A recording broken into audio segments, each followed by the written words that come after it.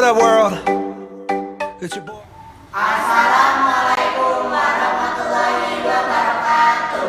Kami dari kelas 1252. Di sini kami akan melakukan praktikum fotosintesis dari percobaan Ingan House. Sebelumnya kami akan memperkenalkan diri. Perkenalkan, nama saya Giftana Ratu Alisa. Nama saya Bentar Maksudna Saputro. Nama saya Zahra Nur Fatimah. Nama saya Dila Yuliana Astuti. Nama saya Nijin Nurjani. Nama saya Ferry Alfata. Praktikum ini bertujuan untuk yang pertama yaitu bahwa fotosintesis akan menghasilkan oksigen. Yang kedua yaitu mengamati faktor-faktor yang berpengaruh terhadap fotosintesis.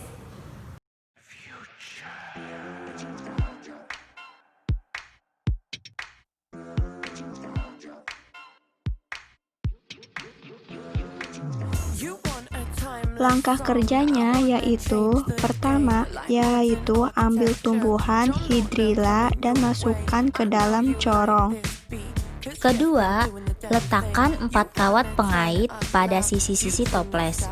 Tujuannya yaitu untuk menyangga corong.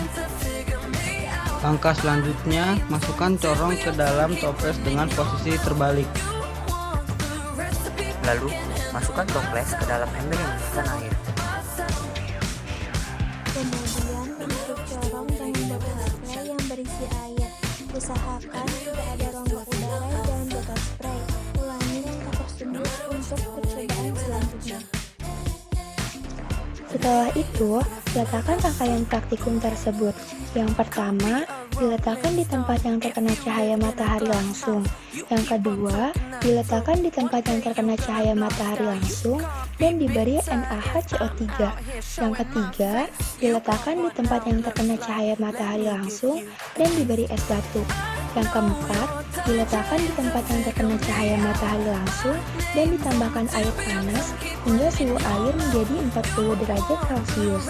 Dan yang terakhir yaitu diletakkan di tempat teduh atau tidak terkena cahaya matahari langsung. Amati dan catat gelembung yang dihasilkan pada menit kelima. Kesimpulannya adalah 1. Hidrilla dan cahaya matahari. Percobaan pertama, pengamatan proses fotosintesis hidrilla di tempat yang terkena cahaya matahari menghasilkan gelembung walau tidak sebanyak pada percobaan yang menggunakan NaHCO3. Hal tersebut dikarenakan semakin tinggi intensitas cahaya maka semakin banyak ATP yang terbentuk sehingga mempercepat proses fotosintesis. Pada perlakuan kedua ini, dapat diketahui bahwa jumlah gelembung yang dihasilkan lebih banyak dibandingkan dengan perlakuan lainnya. Hal ini dikarenakan NaHCO3 pada proses ini berfungsi untuk mempercepat reaksi atau katalisator, yaitu senyawa yang dapat menambah unsur karbon dioksida di dalam air. Konsentrasi karbon dioksida yang tinggi akan meningkatkan laju fotosintesis, sehingga dihasilkan banyak gelembung yang berupa oksigen. Pada percobaan ketiga, ada hidrilla, cahaya matahari, dan es batu. Pada percobaan ini, gelembung yang dihasilkan sedikit.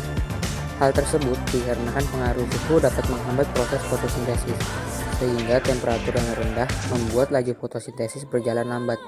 Maka, gelembung atau oksigen yang dihasilkan menjadi sedikit.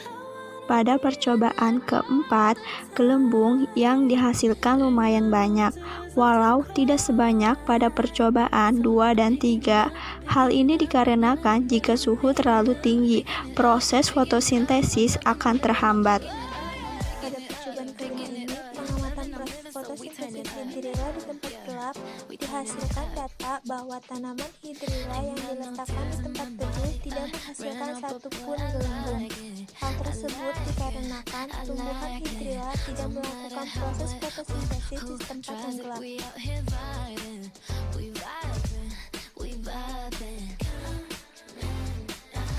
Pada perlakuan 5, didapat data jumlah gelembung lebih sedikit dari perlakuan lainnya.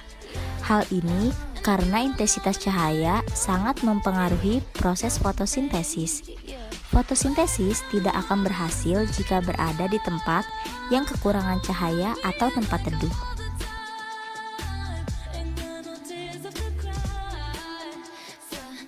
Pada perlakuan 2 didapat data jumlah gelembung paling banyak di antara perlakuan lainnya. Hal ini dikarenakan adanya penambahan NaHCO3 yang berfungsi untuk mempercepat laju fotosintesis katalisator karena NaHCO3 mengandung komponen fotosintesis yaitu CO2, sehingga percobaan pada perlakuan 2 memiliki intensitas cahaya dan CO2 yang cukup.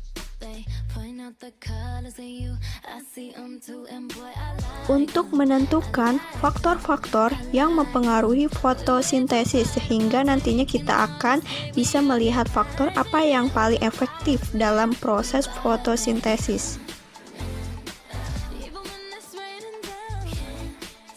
Faktor-faktor yang mempengaruhi fotosintesis yaitu yang pertama adalah intensitas cahaya. Semakin tinggi intensitas cahaya, maka semakin banyak energi yang terbentuk, sehingga dapat mempercepat proses fotosintesis.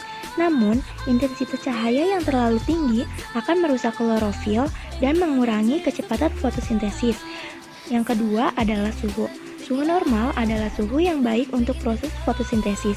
Jika suhu terlalu tinggi atau rendah, proses fotosintesis akan terhambat. Dan yang terakhir adalah karbon dioksida. Semakin tinggi karbon dioksida, semakin meningkatkan laju fotosintesis. Sekian dari kelompok kami, kurang lebihnya mohon dimaafkan. Wassalamualaikum warahmatullahi wabarakatuh.